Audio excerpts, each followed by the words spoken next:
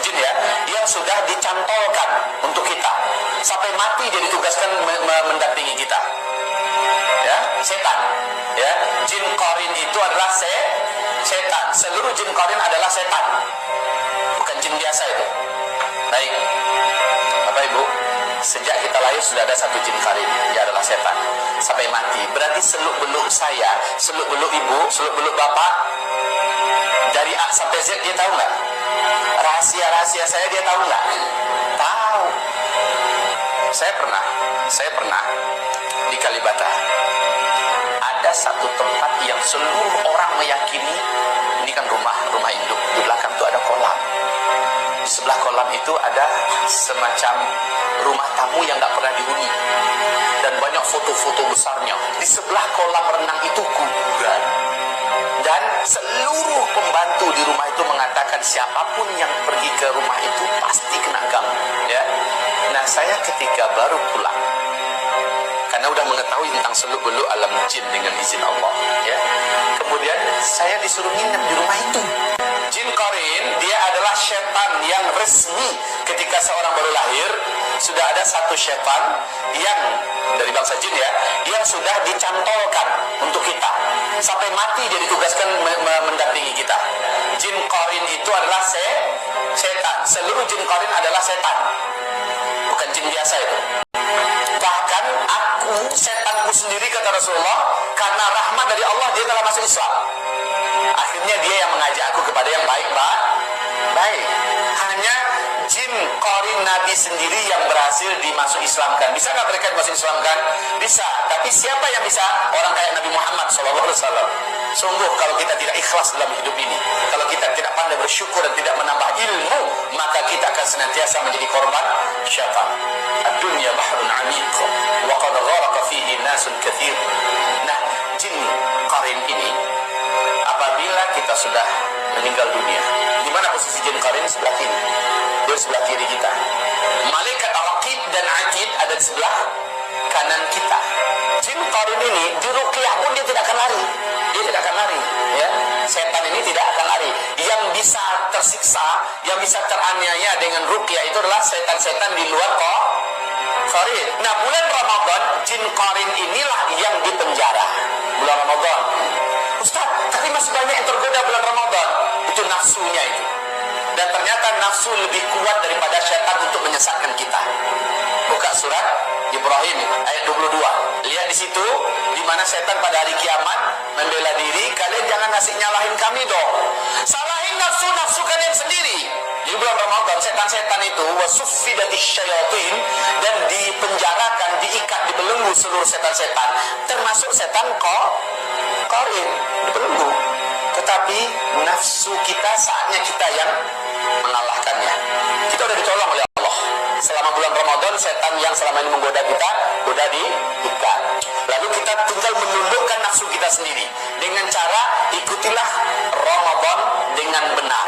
Dengan cara Rasulullah SAW menjalani Ramadan, nafsunya yang kita kendalikan. Soalnya setan selalu numpangi nafsu kita. Yang menjadi penasehat utama nafsu itu adalah setan qarin ini, jin qarin ini. Baik, Bapak Ibu, sejak kita lahir sudah ada satu jin qarin, dia adalah setan.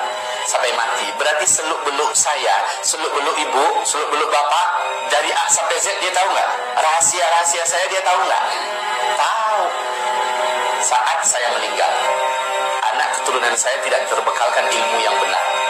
Dia akan punya misi menyesatkan anak cucu saya. Caranya, dia tampil, muncul kepada wujud seolah saya kembali hidup. Ini jin qarin yang punya kerja loh ini. Nah, lama-kelamaan kita sudah dimuat dia pada syirik nggak tuh? Minta tolong kepada selain Allah, itu yang dia mau.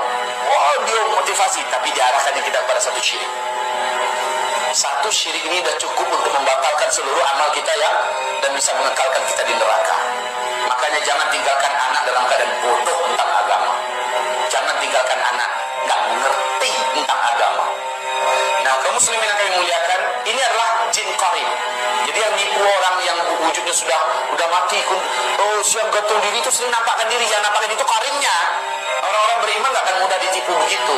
Mereka bisa tasyakkul, yaitu berpindah dari dimensi alam mereka kepada dimensi alam kita, dan itu bagi mereka sangat berat dan sangat menyakitkan. Bukan enak pindah ke dimensi alam itu, bukan enak, menyakitkan bagi mereka. Yang sanggup melakukan itu adalah yang umurnya sudah lanjut, kekuatannya sudah berlebih. Nah, yang seperti itu baru sanggup dia berpindah dan melihatkan diri. Itu pun cuma sebentar. Coba saya tanya sama saudara saya, namamu siapa? Ricky. Seandainya Bruce Lee masih hidup, Ricky sanggup ngelawan Bruce Lee? Jackie Chan? Mereka jagoan-jagoan di daratan kan? Memang mereka jagoan. Coba sekarang masukkan mereka ke bukan alam mereka, masukkan mereka, ceburkan mereka ke laut. Berapa lama mereka sanggup bertahan di laut? Lama atau sebentar? Sebentar. Gerakan mereka menjadi lamban karena itu bukan alam mereka. Suruh adu mereka dengan ikan hiu aja dah. Coba diadu Jackie Chan, Bruce Lee lawan ikan hiu di laut. Siapa yang menang? Pastikan. Kenapa? Bukan alamnya. Ini rahasia besar loh. Ibu, perlu ibu ketahui ini rahasia. Sekarang, ibu lawan ikan hiu sanggup nggak? Kalau ikan hiunya dikeluarkan dari alamnya, masuk ke alam ibu di dapur? Sanggup. Kenapa? Ini bukan alamnya ikan hiu. Ini alamnya kita. Kita jagoannya di sini. Maka perlu diketahui hakikat ini. Ketika jin mencoba menerobos keluar dari alamnya, masuk ke alam kita, berarti dia menyiksa dirinya sendiri.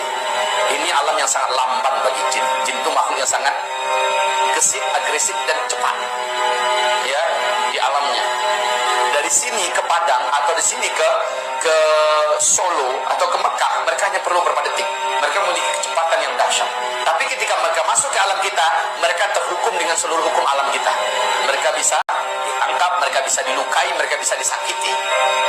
Perlu diingat ini semua ya. Jadi jangan pernah takut kalau mereka nampakkan diri. Makanya kalau jin setan itu paling-paling nampakkan diri per detik, ya, nampak sebentar situ. Pas kita lihat, udah hilang, udah pindah ke sana. Karena itulah ibaratnya kita nyelam ke dalam air, muncul lagi keluar.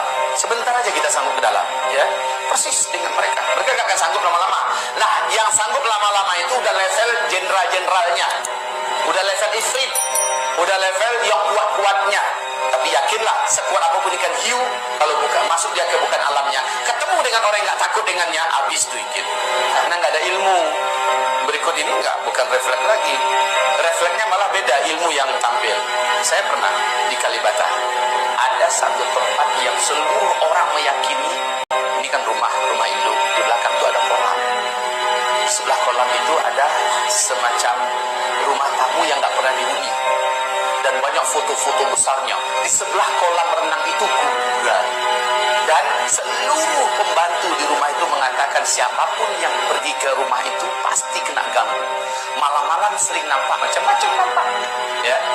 Nah, saya ketika baru pulang, karena udah mengetahui tentang seluk-beluk alam jin dengan izin Allah, ya. Kemudian saya disuruh nginep di rumah itu. Gak ada masalah. Lebih 1 bulan saya tidur situ, gak ada masalah. Ketika saya tinggalkan, bermasalah langsung lagi. Jadi jin itu tahu, ya, setan itu tahu. Ini kalau didatangi oleh orang yang ada ilmu, orang yang punya tauhid, punya akidah, cari masalah, menampakkan diri ke mereka. Dan pernah saya ditakut-takuti. Nah, refleksnya bukan jerit, Bu. Ketika nampak bayangan yang agak aneh di sudut mata saya, langsung dengan kalimat spontan keluar, la haula wala quwata illa billah. Saya pastikan apa itu. Jadi bukan menjerit lagi ya, Bu ya. Refleksnya beda sekarang. La haula wala quwata illa billah.